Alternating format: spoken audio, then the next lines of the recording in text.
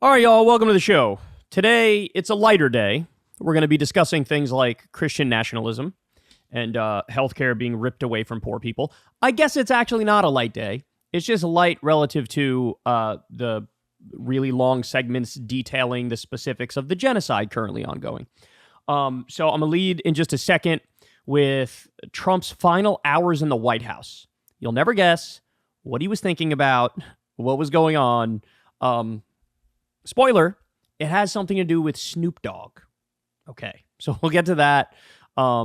Then later on, it appears like Republicans are giving up on impeaching Joe Biden because their case imploded since their informant was indicted for lying about Biden bribery.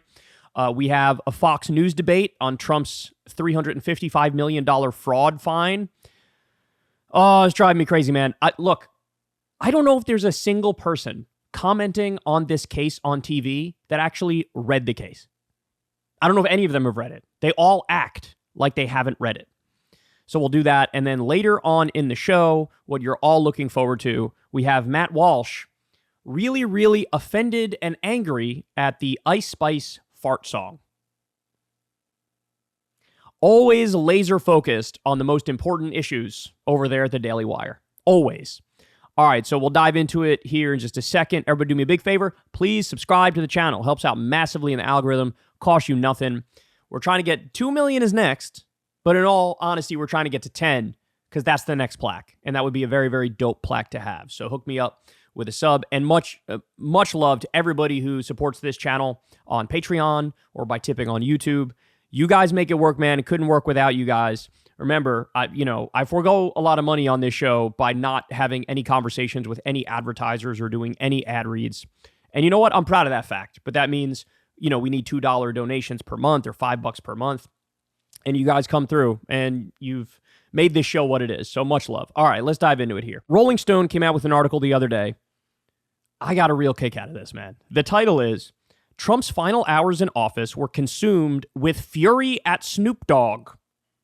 Trump's rage at Snoop Dogg created chaos in his administration's last moments and nearly killed clemency for Harry O. So there's a long article. You're welcome to go and read the entire thing over at Rolling Stone, but I'll just sum it up for you real quick.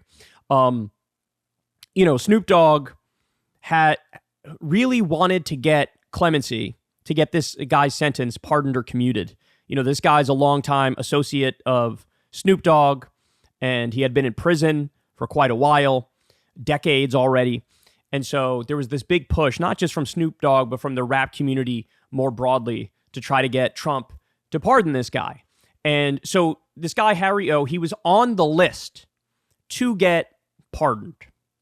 But then Trump happened to stumble across, I don't know how many of you guys remember this, Snoop Dogg did a music video a while back and did this song where at the end of it, I think he shoots a fake Trump in the head.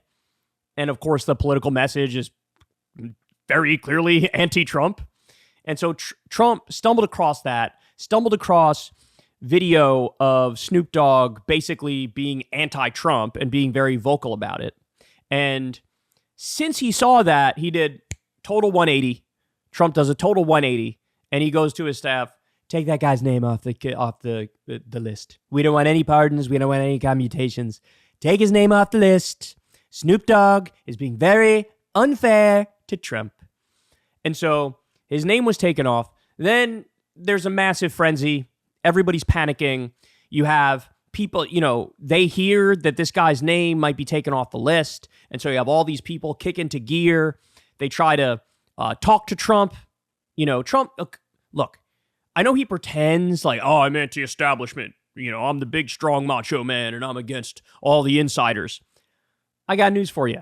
This guy desperately wants to be welcomed by the money elites, so like the billionaires, but also the Hollywood A-listers, of course.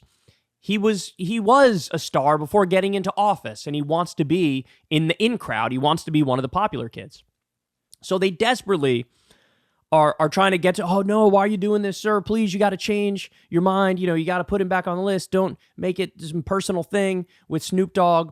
And then what they did at the last moment, you're going to love this, they were able to dig up video of Snoop Dogg, over time, he had softened on Trump. It's like when he heard that this guy, Harry O, was being considered for a pardon, Snoop Dogg had publicly said some things that were much kinder about Trump, much softer about Trump. In fact, very recently, he came out and said, I got nothing but love for him. He got my boy Harry O out. This is, of course, as recent after Trump did it. So anyway, what ended up happening was they found some video of Snoop Dogg being nice to Trump, being kind to Trump. They got that video in front of Trump in his last hours in the White House. And Trump changed his mind again, just like that, and was like, that Snoop Dogg, he's not so bad. Put Harry O's name back on the list. Go ahead and put Harry O's name back on the list. And so then this guy got a pardon or a commutation. In this article, they also lay out there's other people associated with the rap game who ended up getting pardoned. Like Kodak Black was one.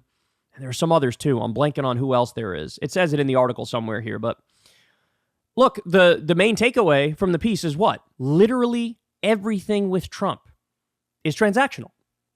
It's transactional. And so, I mean, some people might hear this and they might go, well, this is how a person functions, right? This is, if you're nice to them, they'll be nice to you. If you're not nice to them, they won't be nice to you. They'll do a favor, they won't do a favor, etc. And it's like, should a president really function like that? Because the takeaway, of course, is, all right, well, what happens in a situation where one of our top allies personally doesn't get along with the president?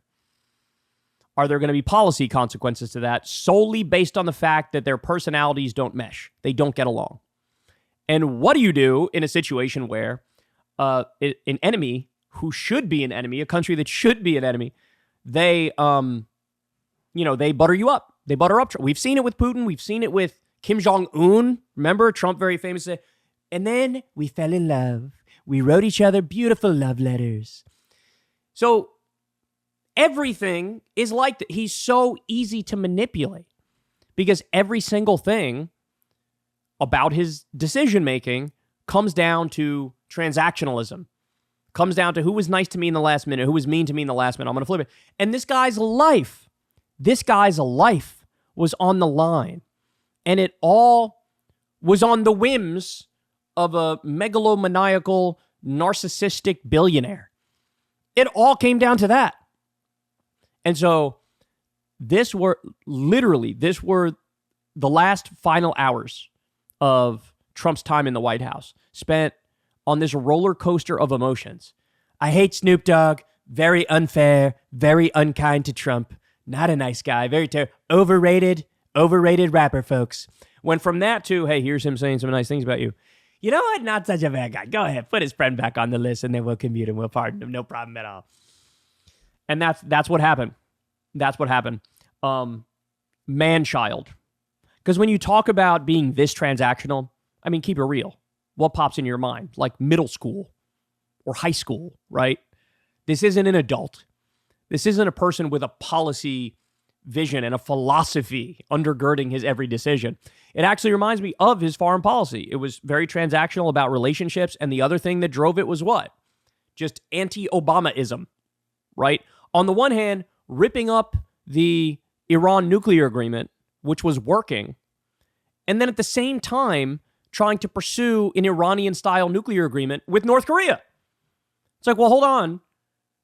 That's contradictory. You have two separate beliefs on the same issue for two different countries. And the reality is what? The only way to explain that is Obama got the Iran nuclear agreement, so he was against it. Obama didn't get an Iran-style nuclear agreement with North Korea, so Trump was trying to get that, right?